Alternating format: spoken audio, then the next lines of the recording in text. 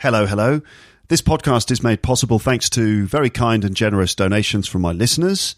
If you'd like to make a donation, just click one of the yellow PayPal buttons on my website. Also, the podcast is supported by sponsors. The sponsor for today's episode is italki, as usual. That's the service I usually talk to you about. I think it's a really good fit for the podcast. You can get loads of exposure and listening practice by listening to the podcast free. And then you can get loads of speaking practice in your everyday life or weekly, daily, whatever you want. You can get loads of speaking practice in there too to improve your fluency or to prepare you for specific things like exams or job interviews. And italki is just a really good platform for finding one-to-one teachers. Okay, and remember, when you buy some talking time, italki will send you a voucher for a free lesson just because you listen to this podcast. Okay, to get the offer, go to teacherluke.co.uk/talk or click an italki logo on my website. You're listening to Luke's English Podcast. For more information, visit teacherluke.co.uk.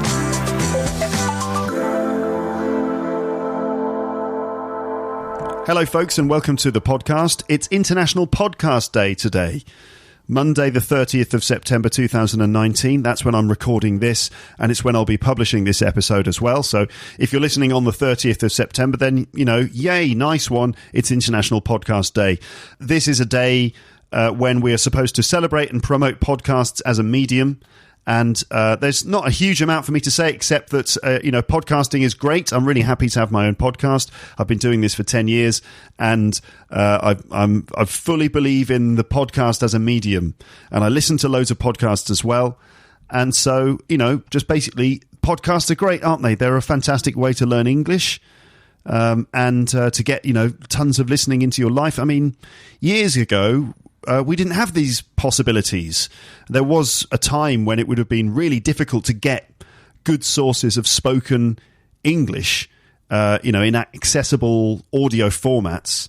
It probably would have been sort of trying to tune into BBC World Service Radio, maybe if you're lucky, or if you've got maybe some like vinyl with people speaking English on it.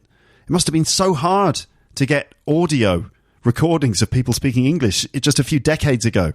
And now here we are. You get like a portal into my room here in my flat where I record these episodes and send them out, and instantly you can listen to them. It's amazing. Podcasting is brilliant. Thank you for listening to my podcast. If you want to know more about International Podcast Day, you can go to internationalpodcastday.com. But anyway, so what about this episode of the podcast, which is called The Climate Crisis Explained in 10 Charts? In this one, I'm joined by a fellow podcaster and English teacher, Cara Leopold from leolistening.com, to talk about what must now be the number one issue facing the world. And this is the climate crisis. It's bigger than Brexit. It's bigger than the latest scandal involving Trump or other leaders. It's bigger than the fact that you've just made a cup of tea, but there's no milk in the fridge. This is bigger than all those things. The title, The Climate Crisis Explained in 10 Charts, is actually the title of an article on The Guardian's website, which is all about certain key facts and figures explaining the climate crisis. In order to get a bit more specific and look at some data on the subject, Cara and I decided to go through this article, which contains various graphs and charts illustrating the way that climate change is happening and what the likely knock-on effects are. There are also charts about the growth of green energy and other possible solutions.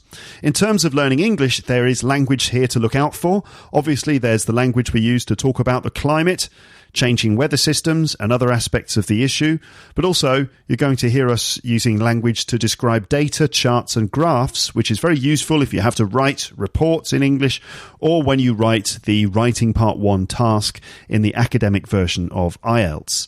So listen out for descriptive verbs and other terms for describing changes and trends. My guest for the episode is Cara Leopold from leolistening.com. That's leo-listening.com. Here's some information about Cara.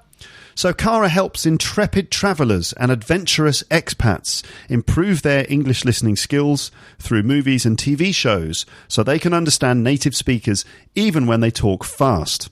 Her website is leolistening.com. She's been on this podcast before, if you remember, talking about learning English from TV and films in episode 523.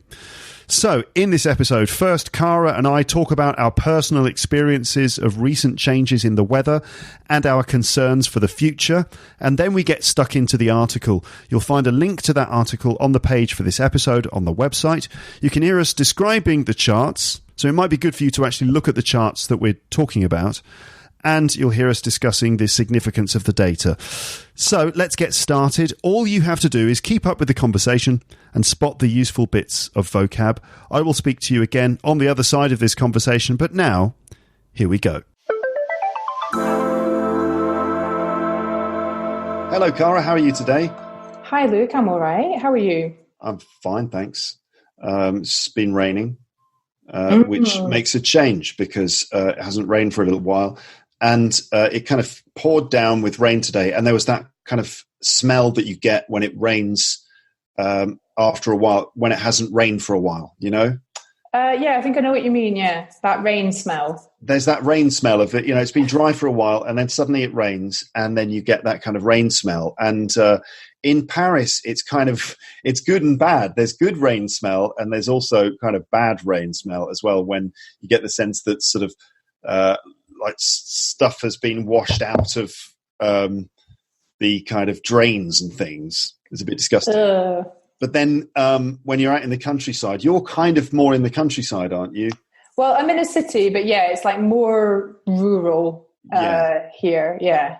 So it's much nicer when you're in a more rural area and it rains. You get that lovely fresh smell. I don't know if here, like there's, I think it probably it has been raining here too, which is good because it's been quite hot and dry. And, but yeah, here, I think it just washes the pavements, which are mostly covered in dog mess. That's funny, isn't it? Why is that in a lot of these beautiful French towns and cities, there is quite a lot of dog poo on the street. And whenever I bring this up with my Parisian friends, they will tell me that, it's much better than it used to be. It is, because it did used to be worse. But yeah, here, people have massive dogs in the city centre, like big drug dealer dogs, maybe because they're drug dealers. But yeah, people have the dogs are drug dealers too. Yeah, exactly. But yeah, they have it's like, how do you keep that dog in your apartment? Like, it's massive and it poos everywhere. Lovely. Yeah. So, but how was your summer anyway? Well, it was a bit existential dread inducing. Yes. Because, so we had a heat wave every 5 seconds. So there was a heat wave in June just after my birthday. So it kind of spoiled my birthday because it just got really hot for a week. Mm-hmm. And that's pretty, yeah. You live in France though, by the way. So, just in case my listeners don't remember, you're basically from, let's say, Scotland? You grew up in Scotland? We can use that. Yeah. Grew up in Scotland. Spent some time in England, university. Yes, also, and even just living, youth, adolescence. Yeah, and now France as a teacher. Yeah. Okay. For quite a while now. Yeah, so I'm in France, and I thought I was being smart because we went back to the UK for holidays at the end of July, and I thought, well, if we go at the end of July, we'll probably avoid the heat wave, but no. We ended up traveling during a heat wave, and we took the train because I'm trying to get back into taking the train and not flying because of everything that's happening. And I got an email from the SNCF, which is the French train company, the day before we were due to travel, and they were like, "There's going to be a heat wave. You should consider cancelling or delaying your journey." Mm-hmm. And I was like, what? But this is my summer holiday. And the problem is when it gets above 35 degrees, what happens is the train tracks start to dilate. Wow. So the trains have to go more slowly. So there can be delays. I mean, we were lucky because we left in the morning, so it wasn't too bad. So the train was going quite fast and, ran as normal. But then we were over in the UK, and in the UK, it got really, really hot at the end of July, and the actual overhead power cables of some trains caught fire. Whoa! So really? that's so we were in London, and we met up with one of my cousins who lives down there. And the next day she was traveling to Scotland on the train. And so it takes a long time. It takes like 5 hours to do London to Glasgow on a British train, because it's a slow train. And she was like on the train for like 11 hours because of this overhead cable issue and the issue with the like, it's not what is supposed to be happening. Yeah, we're sort of getting to a point where almost like infrastructure is starting to get pushed, where literally train tracks are expanding and overhead cables are catching fire. Yeah, it's like, what is this like dystopian film? Yeah, and then in Scotland there was quite bad flooding. So like there were train tracks washed away in the Highlands. There was that dam in a Derbyshire village. The dam started overflowing. They thought the dam was going to burst. That was a huge story. I was in the UK while that was happening, and that was just on the news all the time. People being rescued from this town that was about to be completely flooded by this overflowing dam. Yeah. And it was a huge crisis. I know, that was so scary. I thought, my God, is it gonna, is it gonna blow, kind of thing? They had to evacuate the whole. I mean, in the end, it was okay, but the dam is quite badly damaged. It's strange that we've got on one hand sort of very high temperatures, and then also flooding. Not so strange though, if you know a bit of science, because this was explained to me a long time ago by one of my friends from school who I haven't seen for years, but he was doing his PhD on like climate related issues, because he was worried about the issues. And I think he was actually studying this impact of like, basically in a warmer atmosphere, there's like more water evaporates, and there's more water kind of held in the atmosphere. And that is actually, so there is a cause and effect thing here. So more heating leads to more moisture in the atmosphere. So when it rains, like it pours, literally. Yeah. And that's why storms and hurricanes and things are intensifying, because there's this bigger take up of water. So it is connected. If I've got the science right, that explains why that's happening. I see. I mean, extreme weather is, the expression of sort of the way the Earth is dealing with this sort of energy imbalance that we've got. That's right. It. That's what it's all about. More energy in the system, and then it all needs to come out somehow. I was just reading about it on Wikipedia. And there's this thing called the energy budget, which is kind of like, as a planet, we take in a certain amount of energy and we put out a certain amount of energy, and the balance has to be right. And what's going on at the moment is we're taking in more than we actually, or at least producing more even, but the energy in the atmosphere is more than what is allowed to leave the atmosphere. Right, okay. And there's loads of different factors that relate to it, including things like the way that the polar ice caps reflect some of the sunlight back, and those ice caps are disappearing, and so we're taking in more sunlight, and also the greenhouse effect, as it's been known for a long time now. So we were talking about the sort of horrible heat waves that we had in France and in England during the summer. In France, I think there were about 3 of them. 2 of them were almost sort of unbearable. I can't remember exactly when they were, but they were really awful. And so those first 2, I just remember being at home, and we're kind of wondering whether or not to take our daughter to creche, because at the creche there's no air conditioning, so they're suffering. Oh God! In the creche there, it's like boiling hot, and at night she's not sleeping because she's too hot. Yeah, so nobody's. No one could sleep. Nobody's sleeping. Yeah, everyone's getting completely exhausted and drained during the day because you cannot rest. Yeah. We bought fans because we knew that we weren't gonna. It wasn't gonna cut it, like, because we obviously, like, now they have like information campaigns on the French TV, so they tell you to, like, the French love their blackout blinds. So basically, if you live in France, you'll have blinds, on the windows. So when it's really hot, they tell you to put down the blinds.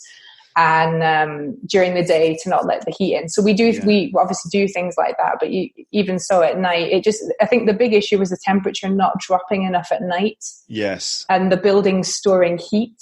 So when it goes on for several days, and even at nighttime with the window open, you're like so hot. And I was like doing things like wetting the sheets, like putting water on my sheets and getting into bed wet. Yeah. And even then, like it actually all evaporates quite quickly because it's so hot. Yeah. There are loads of different tricks that everyone's doing. Yeah. So you've got like taking some plastic bottles and filling them with water and freezing them. Yeah. And then putting those frozen bottles in different places. Like you could even put them in the bed to cool the bed down, or you stick them in front of your fan and it works as a very sort of primitive air conditioner. Poor man's air conditioner. It actually works reasonably well. So there's that. And so all other things like trying to get some kind of through breeze. But there was really no movement in the air as well during that period. So it was very hard to get like a breeze coming through the window through the flat. Yeah. So, very, very tough conditions. And it was. I can only imagine in Paris. But I mean, at least in Paris, you have that system where, what do they call it? Circulation alternée. So like basically when there's a heat wave, you get like a concentration of, I only know the words in French, particules fines. So like the exhaust fume particles, there's like a kind of phenomenon where there's like when it's really hot like that, they all kind of concentrate and get blocked in the atmosphere. So actually, it's actually quite dangerous to go outside and breathe them. So they basically have this system whereby according to your plaque d'immatriculation, your number plate, you on one day cars with this number plate can travel, and on the next day it's the ones with the other number plate, just to reduce the overall volume of traffic. Yes.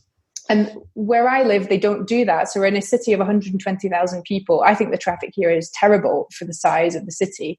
And the local government did nothing. So like you've got a week of really high temperatures. Like you say, the air's not moving. There's no rain. There's nothing. And all these, exhaust fume particles are concentrating in the air. And it's really dangerous for people. And they did nothing. Yes. So it's like, you can die. We don't care, Yeah, it's appalling. I mean, you said before, what was it? What was the adjective or the phrase you used to describe your holiday? You said it was like nightmare inducing, or what did you say? Yeah, what did I say? Existential dread inducing? Existential dread inducing. So, there is that not even underlying feeling of dread now, but like a present sort of sense of fear about, the weather in the future and as it goes forwards. Like the last 3 years here in Paris have been extremely hot in the summer, almost unbearable really to spend time. This year, France recorded its highest temperature ever on record. Yeah. The hottest day ever that it's ever had. And I thought I don't know about you, but I thought the news coverage was terrible because like on the news they were like, it's really hot. It's been 45.9 degrees. It's hot, isn't it? And they went in like, they were like, really hot. It's what a scorcher. And they were like interviewing people in the south of France, like, it's hot, isn't it? It's really hot.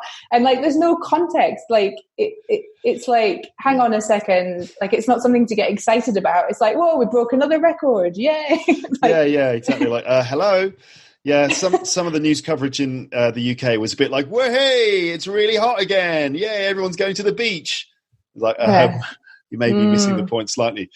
Sorry to bring the vibe down, everyone, but this isn't really that great. Yeah, it's not a good thing. Yeah, but I think the media coverage has been of climate change in general has been quite bad over the years, and everything. Every media coverage of everything in the last, certainly the last 3 years has been appalling.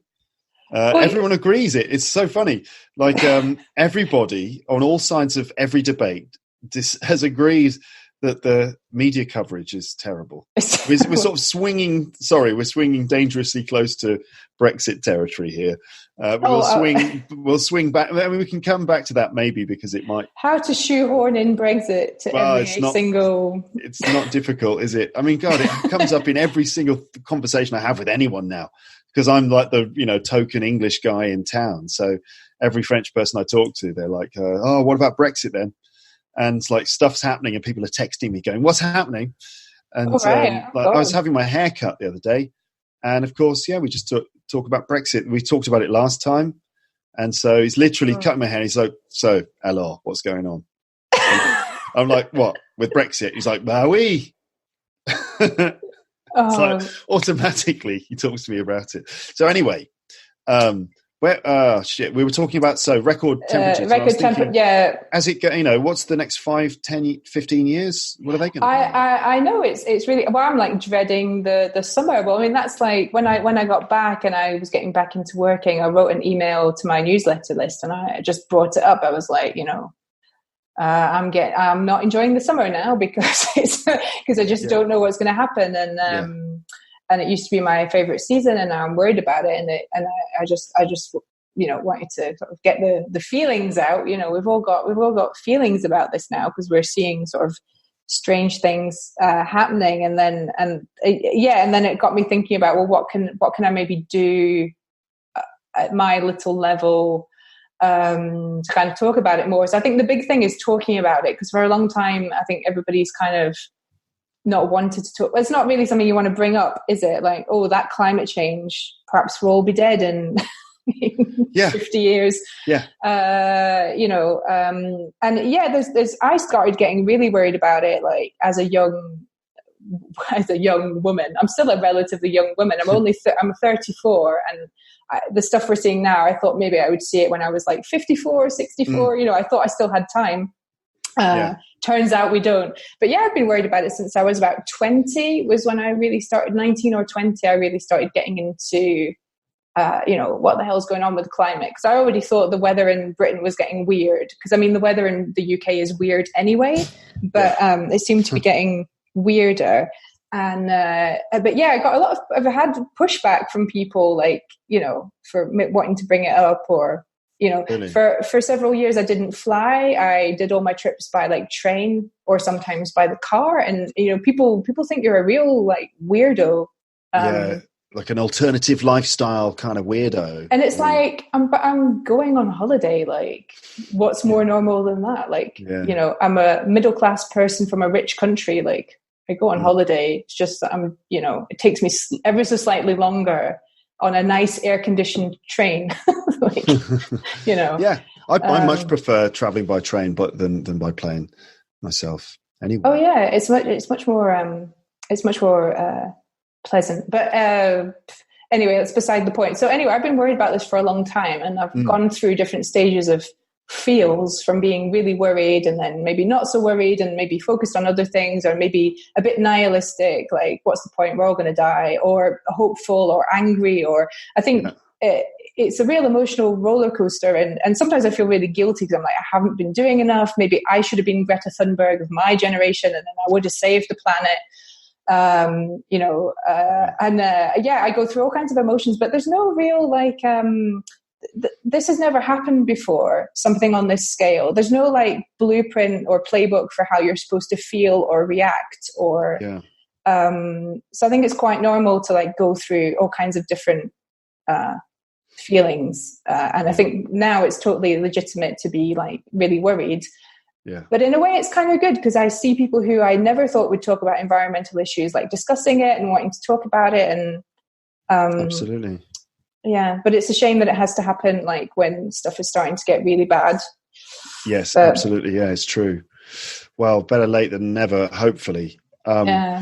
So on the subject of climate change, then, I was, thinking, how can we approach the subject without just kind of going over the usual sort of ideas and messages? I'd like to get a bit more in depth here about the climate crisis, because we are facing a crisis. And it's not just, it's going to get uncomfortable in the summertime. It's kind of, depending on where you live, it could be kind of like the end of people's lifestyles as they know it, so we were looking for some data to kind of explain and talk about, which could be interesting from an English point of view, describing charts and all those sorts of things.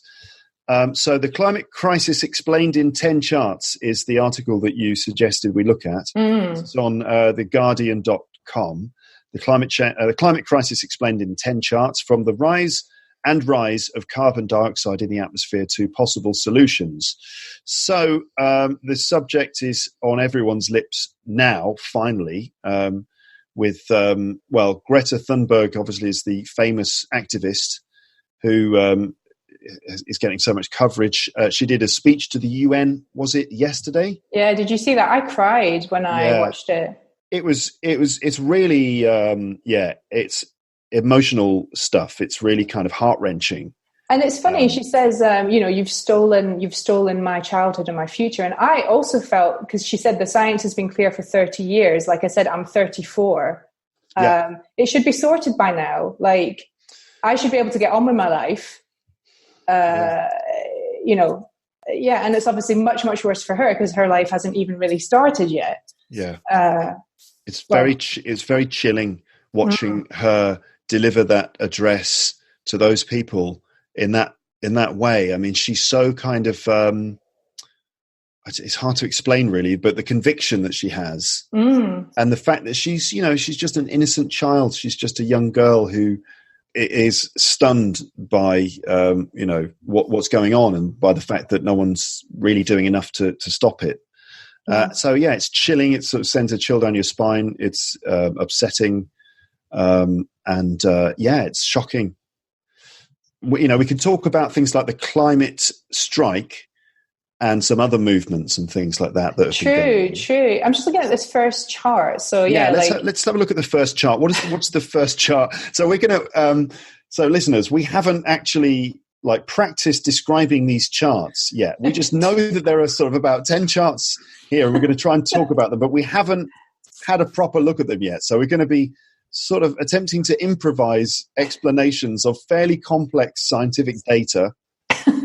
Well, it's sort of complex but simple in the same way. So basically, the concentration of atmospheric CO2, it just keeps going up. Yeah. And we're putting it in the atmosphere. So apparently, a safe level, safe with air quotes, would be 350 million parts per million of CO2. So actually I checked the other day and we went through that in about 1988. So I was 3 years old. So I was entitled to 3 years on the planet at a safe level. Yeah. And then the rest of my life. And I actually got annoyed because I was like, well, hang on, that means my parents got to live the first half of their lives in a safer climate. And now they're going into maybe the last third of their lives in a much more dangerous climate. And I would not want to be an aging person in a warming world. So look out, mum and dad. It's not just us, it's not just our children, but also, older generations. Yeah. So this chart that we're looking at is, the level of atmospheric CO2, carbon dioxide. And we've got on the left, it's not the left though, is it? You've got the x-axis and the y-axis. If you want to be fancy about it. Yeah, why not? Let's be fancy about it. It's been a long time since I labelled a diagram with an X and a Y. It's like GCSE maths. Yeah, it's honestly, since I was about 15 years old was the last time I did this. Which one is the X-axis and which one's the Y-axis? I can't remember. Is the one on the left the X-axis? I think so, yeah. I got a vague memory of adding a little X next to the vertical one and a Y next to the horizontal one. So let's say that. The X-axis then, oh God, if that's wrong, some people are going to be really annoyed. Anyway, the one on the left, right, has got atmospheric CO2 parts per million. And so it goes down from, in 1960, it was just under 320 parts per million. And now we are above 400 parts per million. Which is bad. And the safe zone was 350. Safe, air quotes. Safe, yeah. So we're beyond that. We're and rising. Yeah. Okay, so that's atmospheric CO2. What's the next diagram? Oh, some people won't like this. The cause is fossil fuel burning. Fossil fuel. Okay, so we're talking about things like, coal and natural gas and oil. Stuff we pull out of the ground. Fossil fuel. So, funnily enough, as concentrations of atmospheric CO2 have been going up, so have CO2 emissions from fossil fuel burning. Yeah, it's a very, very clear correlation. Yeah. the two lines look very similar. And they do. Starting in 1960, down at about 7 billion tons of CO2 from fossil fuel burning, all the way up to the majestic total of about 36 billion tons of CO2 from fossil fuel burning. And as it goes up, the atmospheric CO2 goes up as well, of course, because you're basically all the CO2 just goes out into the atmosphere. Yep. It's not exactly rocket science. It's atmospheric. It's climate science. Climate science. It's not rocket science. Thing is that people say that, don't they? It's not exactly rocket science. Rocket science is maybe, of all the sciences, one of the more easier to understand, because basically you take a rocket, you fill it full of explosives, you point it at the moon or wherever, and you just hit go and off it goes, right? I mean, whereas genetic science, I would say, is a little bit more complicated. Maybe I'm simplifying the matter slightly. I don't know. Maybe you'll get angry comments from scientists, rocket scientists, saying, "How dare you? How dare you?" Elon Musk. Yeah, Elon Musk. Yeah, exactly. How dare you? I think he's got better things to do, but maybe he'll tweet me and saying, "I heard you belittling rocket science." And it's like, it's not my fault, mate. It's just the expression. Anyway, so the what's the third? I don't get the third one. Forest destruction. Okay. Forest destruction. Okay. So it says tropical forest destruction before. Now this is controversial at the moment. Shouldn't be. But anyway, tropical forest destruction, not deconstructing the trees, they're destroying them. Before and after international declaration in 2014 to tackle deforestation. Average annual loss in million hectares before and after the New York Declaration on Forests. So before is grey and after is red. So basically before they are sort of half the size of the red ones, which are afterwards. So basically there was like a big international declaration. Everyone's like, yeah, okay, we're going to tackle deforestation, no problem. And then literally after that, like quick double deforestation. Yeah, that is the weirdest chart. Like, what? Okay, great. So we're doing... Africa's like the, in terms of like how much it increased, is the worst. So yeah, like doubled. Just under 2 million, it over doubled. And Asia did pretty well, added probably about 35%. And Latin America and the Caribbean may have added about 15%. So that's weird. So there was a huge declaration, and then everyone just like, never, screw the declaration. Let's just deforest. Let's go for it, guys. Wow. So I guess that's sort of like saying, look, our leaders are just totally not really backing up their promises on this. No, but I mean, that's no surprise. Yeah, we've seen it before. The consequences, global temperature rise. Do you want to try and describe this? It's like a sort of squiggly line. Yeah. And it sort of shows, it goes back to the year 500. Looks like Donald Trump's signature. It does a little bit, yeah. Sorry. And so you can see like the sort of average global annual temperature, it kind of fluctuates around the same kind of level pretty much. It even goes down a little bit around the Middle Ages. Mm-hmm. And then it starts going up again. And then it goes whoosh. There's a really, like the line goes, the line goes whoosh. It goes right up at the end into the year 2000 because obviously all the CO2 traps sunlight, heat, and that warms the planet. And it has had a really dramatic effect on the global average temperature. And you can see, yes, that's right. The line goes whoosh, which is not really a phrase that you should write in your IELTS Part 1, your little description of a graph. You don't say, and then the line goes whoosh. I mean, in just everyday conversation, go for it, but I wouldn't write it. So, how would you describe that? The way it goes whoosh, but it's like a really sharp increase. The line is like pretty much vertical. Yes, it climbs. Oh, very good. Sharply. You could even say it soars, couldn't you? Oh, you could, yeah. The global average temperature fluctuates during the period within a certain sort of limit and then soars in a very kind of unprecedented way. I like that. You'd get points on your IELTS for that. Unprecedented, yeah, meaning it's never happened before. Check it out. Exactly. So, what else? The consequences, more consequences of all this. The ice melting in Greenland. Yeah. So this is a chart. The line is going in a different direction here. Mm-hmm. So here, so it's the ice loss. So it starts off, there's zero ice loss or very little ice loss, and then it just keeps going. It just keeps getting bigger and bigger, the ice loss. Oh, I see. But the graph kind of goes from top to bottom, and it starts at zero up top, and then it goes to -4. In fact, that is goes into minus figures. So it's kind of going down instead of minus 4 billion tons. So minus 4 billion tons means, that 4 billion tons is what we've lost. That's why it's minus. Yeah. And it actually says that Greenland has lost almost 4 trillion tons of ice since 2002. So I don't really know how to process that amount. You mean you don't know what portion that is of the total? I don't know what that looks like. That sounds like an awful lot, doesn't it? 4 trillion tons. It's an awful lot of anything. 4 trillion tons. Yeah, I mean that's like more of that. Maybe the highest number I've ever heard. Like literally, genuinely.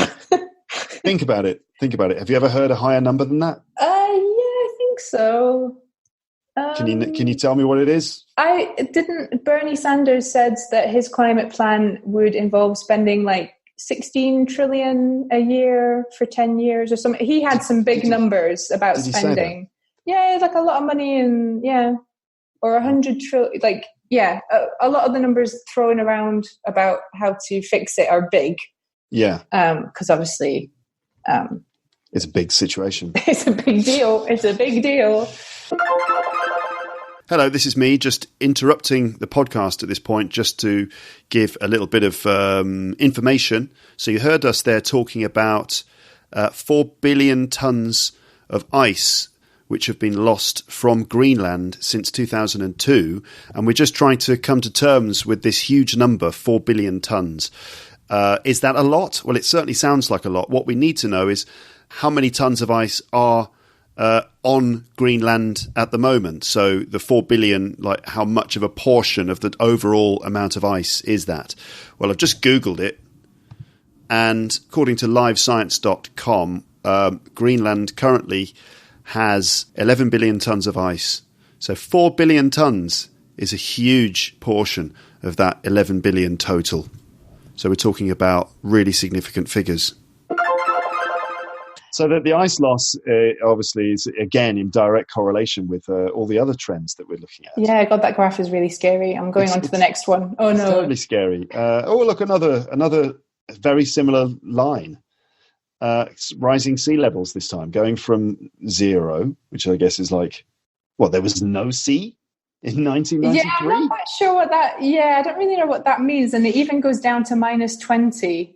So I suppose... Yeah. So I suppose what zero would mean is just where they were, where we were in 1993. Yeah, there was nothing. That's when this particular record began. Yeah. So the x-axis goes from -20 millimeters right up to 100 millimeters. Yeah.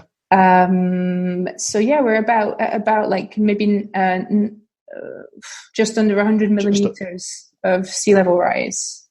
Just under 100 millimeters of sea level rise, since 1993. Although this is not good. It says sea levels are slow to respond to global heating. So even if the temperature rise is restricted to 2 degrees C, 1 in 5 people in the world will eventually see their cities submerged from New York to London to Shanghai. So just let that sink in. 1 in 5 people. So this is if the temperature of the sea... Wait a minute. Sea levels, even if the temperature rise is restricted to 2 degrees. So do we know what the temperature rise is predicted to be? Well, like right now we're at about 1 degree, and according to the Paris Agreement, countries are supposed to limit it to 2, maximum 1.5 ideally. But right now we're on a trajectory for like 3 or something ridiculous, like way above it, because nobody's actually doing anything. Right. Trajectory is a perfect word here, because if you look at that line, the one from the previous graph that went whoosh, right? The one that soared dramatically. So the line stops, I guess, around now, I suppose. So if we mark that trajectory and keep going, you'll be able to see. You make a prediction about the global average temperature in 3 or 5 or 10 years or something. Yeah, I think they can. The line is so close to being vertical that you could easily imagine that we'd hit 3, 2, or this kind of rise easily if it keeps going like that. Oh yeah, we're really good at like heating the planet at the moment. Like if there was a competition, I guess we'd win it. Like competition for like international space competition for who can fuck up the planet the quickest. There's a crazy theory.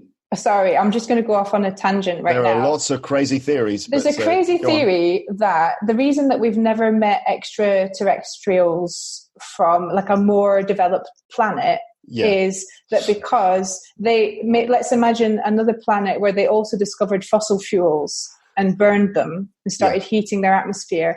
And at our level of development, right, we're heating the planet, and we're also getting quite good now at international space travel. So that's also developing. But we can imagine that maybe in another planet, in another galaxy or somewhere else, they messed up their planet too, and they were never able to properly get space exploration off the ground because they messed up their planet before they could like go on the Elon Musk mission to Mars, for example. Right. So that's a theory about why we've never met extraterrestrials. Because of climate change. Because of climate change, and they couldn't finish their rockets and get off the planet in time. But the conspiracy theory guys who love aliens and stuff, they're not going to like that. They're like, what? There are no aliens? Why not? Climate change? Why are you? Or maybe there's just no, or maybe even more tragically, perhaps we're the only ones who live on a planet like this where there's conditions for intelligent life, and perhaps and that makes it even worse, even more tragic, because if we are the only ones. I mean, it's stunning, but really you kind of think, I mean, we only know a tiny fragment of a portion of a blip of the arse end of the universe. That's all we know, right? So, like, there's so much more of it out there that there's got to be something else. I mean, even if it's like a few sort of little blobs, like sort of it could just be some bacteria somewhere. But whether it would like evolve into sort of sentient life, I mean, God knows. It's just, I don't know. It's mind-boggling. It really is. I mean, didn't Einstein say something like, if you just keep going out into the universe, eventually you'll meet yourself walking back the other way, because the universe is so sort of large, or possibly infinite, that it has infinite possibilities, infinite probability. And so anything's possible, anything will and can happen if you just wait long enough. Well, okay. Well, I want to find this alternate universe where we've fixed done something on the climate, and like I'm just like, well, good job. We are on track for zero fossil fuel emissions. The fossil fuel companies are running home with their tail between their legs because they've been defeated, and we can all enjoy a really good future with clean energy. Where is that alternative universe? I would like to find that alternative universe and then say to them, oh, guys, the way you sort of sorted out your climate crisis? Do you reckon you could just like forward us all of the emails and the PowerPoint slides for that? And then we just do what they did and it would be okay. We're being very kind of, what's the word for it? Glib? I am anyway. Sorry, I can't help it. Facetious and glib, making jokes on what should be a serious subject. Sea levels are rising, and so you said that even if the temperature rise goes up only by 2 degrees centigrade, 1 in 5 people in the world will eventually see their cities submerged under the water. Because even as we're dealing with even very slight changes in temperature, slight changes in sea level. We're talking about massive knock-on effects. I mean, what kinds of things are we talking about here? That, like if the sea level rises by, a few centimeters, Well, I think so. One of the issues is because there's more. So we said earlier that as it gets hotter, there's more take up of there's more moisture in the atmosphere. So when it rains, it really rains a lot, and the sea level rise is connected to that. So I think that's also strengthening like hurricanes and storms. Right. So that's not good. And then obviously, well, if people can't live on what are the coasts now, then they're going to have to retreat inland. So that means that we've got less space essentially. So we're going to have to try and like relocate ourselves. Yes. And we obviously, we both come from an island. So, this is not good. This is not good for, there's not that much space in the United Kingdom. And, we're talking about like reduction in the coastlines, which in the UK that's going to make life difficult for a lot of people, of course. But then there are obviously large communities that live in flat areas, and the sea level rising by a few centimeters doesn't mean that the sea's just going to encroach a few centimeters in. It's going to go up by a few centimeters, and that can be very significant in terms of like the tides and the way the water behaves. And that's it. So it can flood. We're talking about massive flooding of flat areas and things, and many people not being able to live where they live now, and 1 in 5 people seeing their city flooded. That's mad. I didn't realize it was, but I mean, it makes sense because so many of the big cities in the world are on the coasts. Oh, that's really God. These graphs are giving me anxiety. Can we skip one? We've got shrinking up. Go on. Which one do you want to skip? I want to skip down to the wind and solar energy is soaring. Yeah, okay. They use that word as well, soaring. Yes, going very high. So huge cost drops have seen renewable energy become the cheapest energy in many places, and the rollout is predicted to continue. Analysts also expect coal use to fall, but much government action is still required to reach the scale needed and solve difficult problems such as aviation and farming. Right. So we've got cumulative installed capacity. Oof. Yeah, I think that's gigawatts, GW. I see. So it's like how much power these sources can produce. Is it? That's actually installed now. I think that's what it means, because you've got the y-axis is years and the x-axis is I guess it's a projection because it's going right out to 2050. Yeah, we're looking at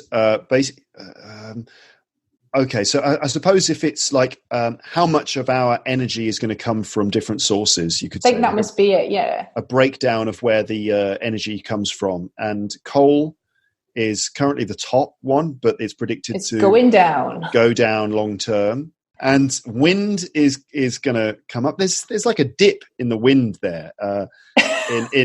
Is that now? I don't know why. It's like before 2020. I don't know why there was a dip.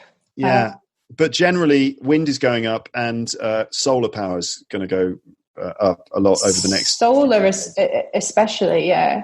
So I don't know if this means that they predict that we're going to find new forms of solar technology, because at the moment, solar power, in terms of like the space to energy ratio, it's not that great. It's not amazing, but I mean, it doesn't kill us. No, it's great. It's great. I mean, like a lot of places now are encouraging homeowners to put solar panels on their roof. I think that's what's really cool about solar power is it can be like distributed like that. Like you can't put an oil refinery on your house, but you can put solar panels, which is kind of cool because then it's kind of decentralized and but there are also those really big, like massive installations. Right. Like in deserts and stuff like that as well. Yeah. Which is cool. I think all that stuff is cool. I like those windmills. I don't find them to be an eyesore. I think they look quite sort of awesome. I think they look cool. Huge white windmills. Look better than a coal power plant. Yeah. And better than those electricity pylons that Yeah, exactly. I don't see how they're anywhere. Yeah, I mean, I used to be able to see from where I lived, we could see the oil refinery at Grangemouth, which is the biggest industrial site in Scotland. And it was still quite far off, and you could see it when we went out of our village. And I mean, an oil refinery, it's really ugly. Yeah. And it must be horrible for the people that have to live next to it. And same thing with a coal power plant, and a nuclear power station as well. They're pretty dark things, aren't they? Yeah, I don't live Scary. well, and we have loads of them here in France, so that's why everybody has a slight green glow to them, because we have all these nuclear power plants. Yeah, that's right. There's one on the east coast of England. Hold on a minute. Nuclear power station near Ipswich. Doodle-doo-doo-doo-doo-doo. Sizewell. Sizewell power station with its kind of got a well-known, like, these white domes on the top. Sizewell, yeah. And so if you go to the coast in East Anglia, some places you can see Sizewell power station in the distance, and it's not a nice thing to have at the beach. It's not really, because you're like, what am I swimming in? Yeah, and just, I mean, it's safe. I think it's safe. But just this kind of sort of weird 1950s science fiction, scary building at the beach is not a wonderful thing to have there. True. All right, so where do we go from here? Electric. Do you want to touch on the climate strikes, or? Yes, okay. Let's talk about the climate strike, and then maybe if there are things that we can do, because that's what everyone's thinking. Well, go on a climate strike. I think is a big one. Well, apparently the two biggest individual things you can do are to stop flying and stop eating meat. Okay. We understand the flying one. I'll explain the meat very quickly. So, I actually have been interested in this for a long time, because in 2005, I'm really ahead of my time, right? Because in 2005, I used to volunteer in a vegan cafe. I never actually became vegan. I'm ahead of my time, but I'm a bit useless also. And didn't fly from 2007 to 2012. And then started flying. It's not very good. But yeah, so the thing with going vegan is that cows and cattle and animals, they produce a lot of methane because they fart, right? Yeah. And a cow farts a lot more than other types of animal. So the cow is farting out methane. Methane is a more potent greenhouse gas than CO2. It lasts longer in the atmosphere, but its warming effect is more potent. Right. So if you don't have cows on the land, you reduce methane, right?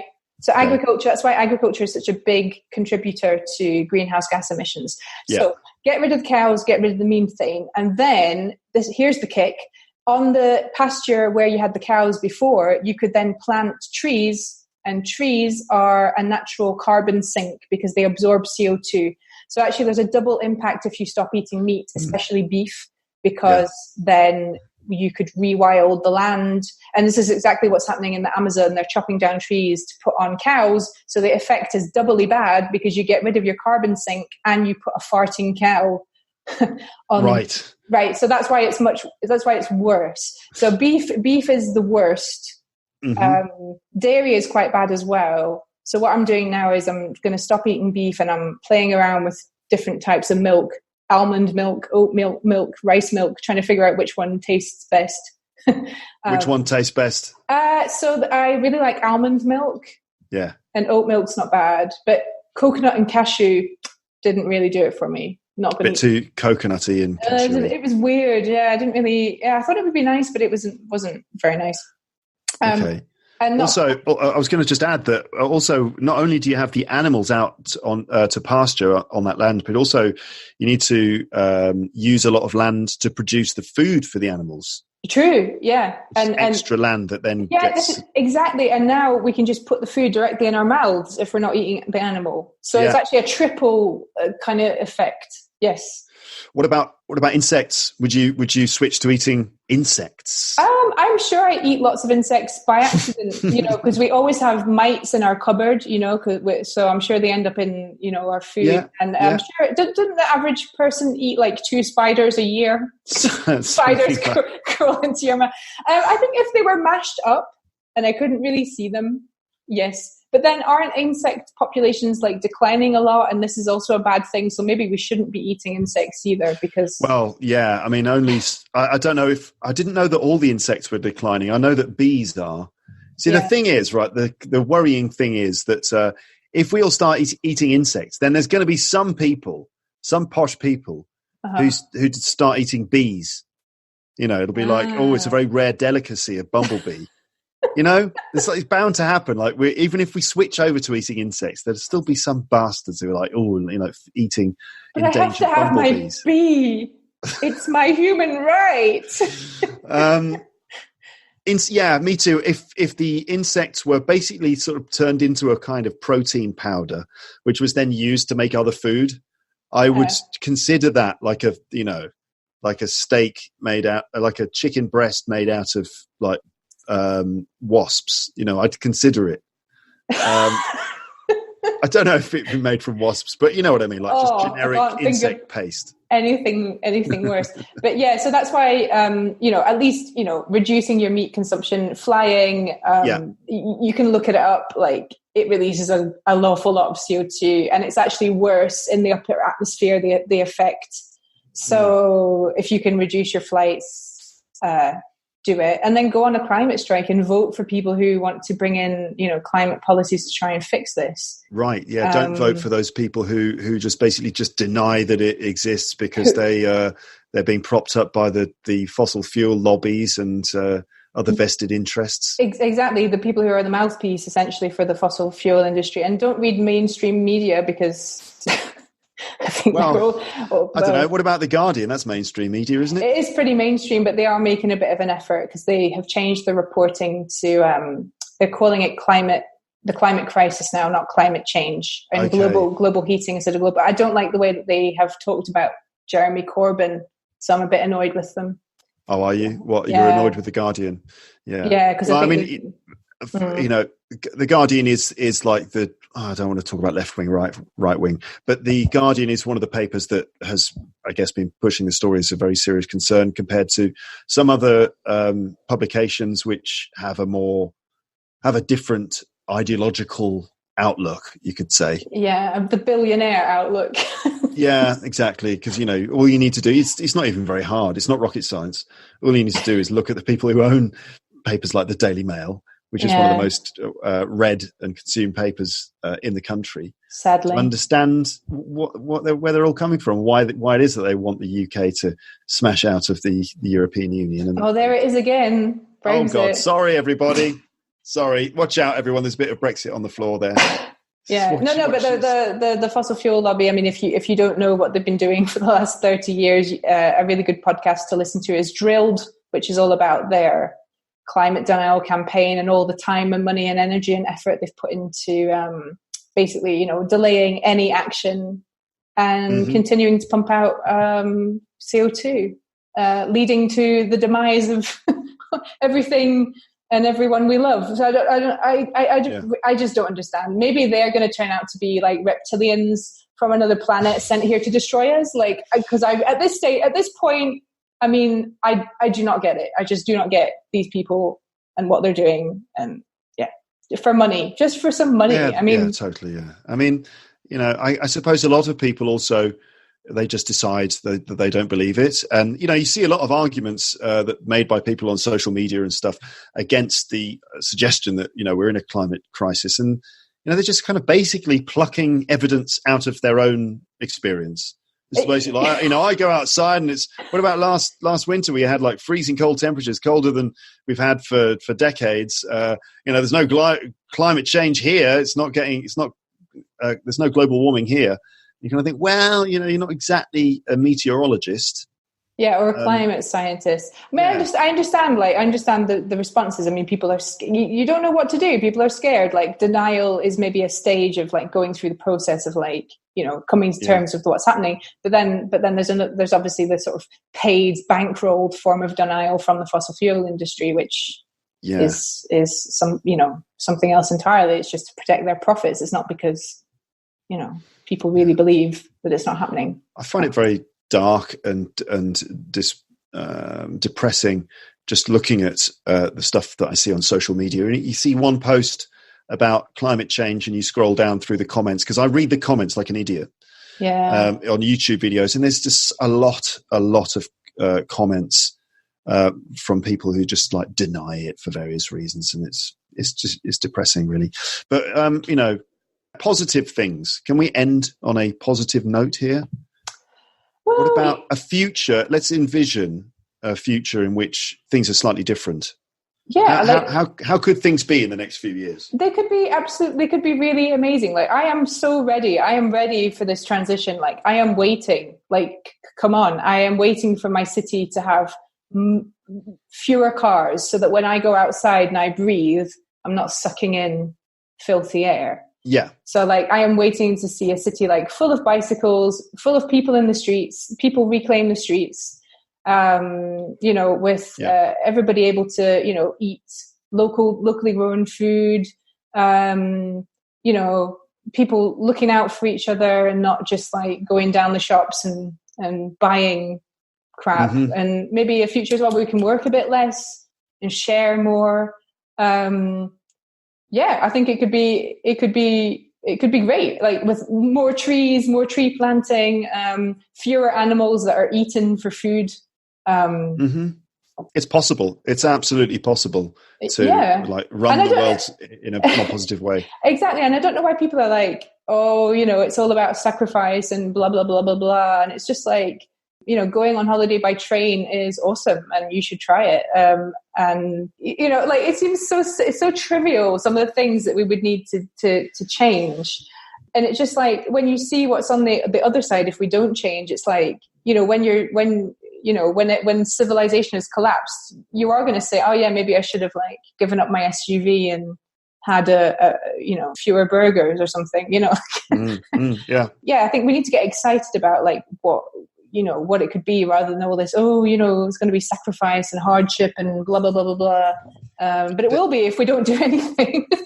There's a lot of technology involved as well, which is good because, we might be saved by technology, and the kind of green energy and renewable energy and things like that is really exciting. And there's a lot of innovation going on in that area. And it's all getting cheaper, and and there's a whole new industries are being created. There's loads of potential for jobs. There's so much to be done, like replanting trees, installing the renewable infrastructure, retrofitting houses to make them more insulated. Like there's loads of stuff to be done that we can all mobilize and, just sort it out. And that means no more oil refineries blotting the landscape. Yeah. Or, horrible, stinky coal power stations and stuff like this. Yeah. Okay. Well, Cara, thank you very much for talking to us on the podcast. Just as a reminder for my listeners, where can they kind of find your work online? They can find me at leo-listening.com. I just had to think about how do I say the name of my website so people don't get it wrong. They can find me there. They can find me on YouTube. That's pretty much it for the moment. Okay. All right. Well, cheers. Thanks a lot. Speak to you soon. Thanks. Bye. Bye-bye. Okay, so that was my conversation with Cara Leopold from Leo Listening. And she sent me a few links and things referring to stuff that she talked about. So there's the Drilled podcast, which is all about climate denial and the fossil fuel industry. And you'll find links to all these things I'm talking about now.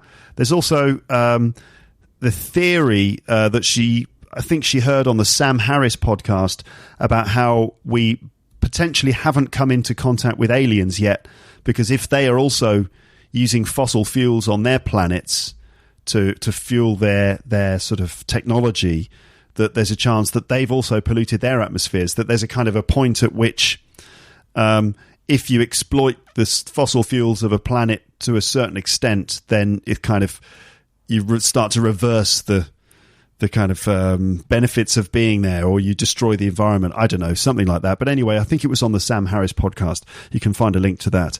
There's also an article by George Monbiot, which explains the environmental impact of meat and dairy, and also something about how flying impacts the carbon dioxide level in the atmosphere in a certain way. Okay, so if you want to take a deep dive into the subject, then there you go. There are some links. So there you have it. Just a conversation about the climate crisis. I'm not sure what else to add here, so I would like to throw it over to you and to invite you to make comments in the comments section for this episode. What do you think? Have you noticed changes in the climate where you're living? How are those changes having an impact on people's lives? Have there been any climate crisis marches, strikes, or other events where you are? What's the sort of political climate relating to that was an unintentional pun, ladies and gents.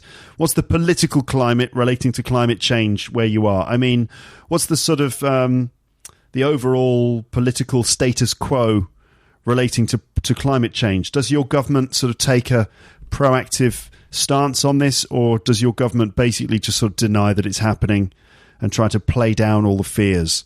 What's it like where you are? So I'm going to write that down. What is the political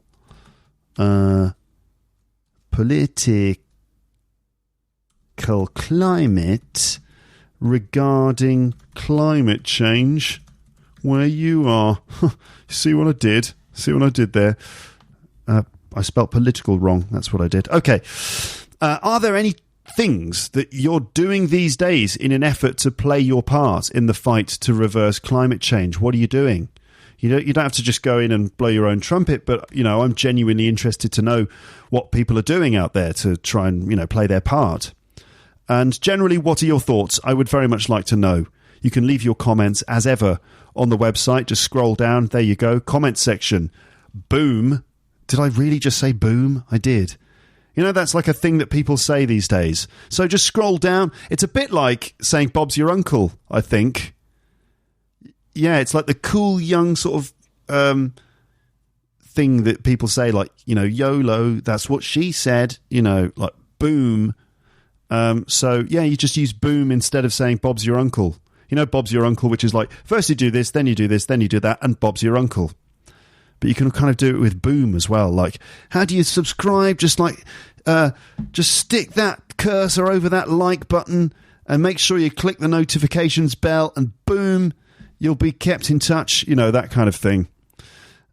So anyway, leave your comments below, scroll down, smash that like button, and boom, I don't know. Anyway, share your thoughts on the subject. I'd very much like to read what you have to say, and so would the other Lepsters out there. So thank you for listening to this episode. I'll speak to you again on the podcast soon, but for now, on International Podcast Day, # International Podcast Day, it's time to say goodbye. Bye, bye, bye, bye, bye, bye. Thanks for listening to Luke's English Podcast. For more information, visit teacherluke.co.uk.